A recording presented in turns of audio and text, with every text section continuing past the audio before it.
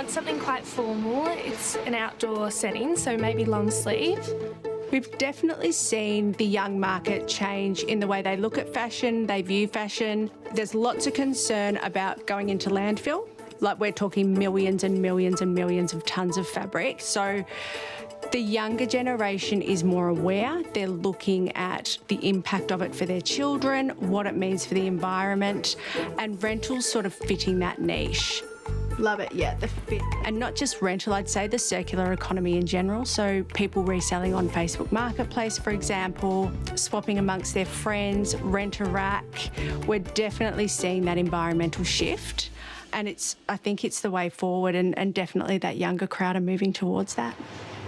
Interestingly, more and more fashion brands are looking at introducing rental alongside their retail model. So it's not an either or, but it's a case of looking at where in the business might rental make sense, because it makes that category of fashion accessible to a lot more people, and it also gets more use out of those clothes that otherwise might get like one wear a year, which doesn't really honor the immense investment in the quality of the fabric, quality of the manufacturer, because these often are some of the best made things, and it kind of is a shame not to then use them. So the red Sonia motor, this has been rented around 57 times, really popular with that school formal girl, so 16 to sort of, let's say, 18 mark. My business is dress rental. It can be anything from school formal girl, mum's going out for a mum's lunch, those big milestone birthdays.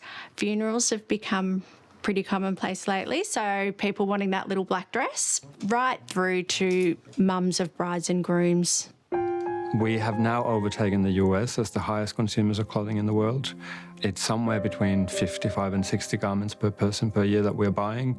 And as a consequence of that, being also the highest producers of second-hand clothing waste in the world. And that really, like, the solution is to consume less, consume better.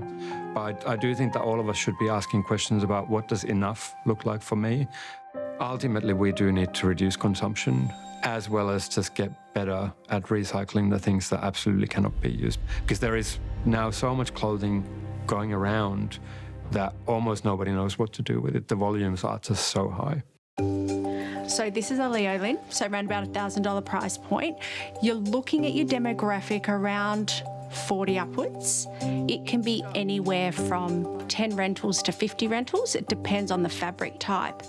We always have a sale rack downstairs, so those pieces will sell for between $50 and $100. If the fabric's absolutely stunning, we move it on to local milliners in the area and they'll make millinery from it. And we also have a partnership with Oxfam, so everything goes somewhere. It never goes into landfill with us. It's always got that second, third, fourth life.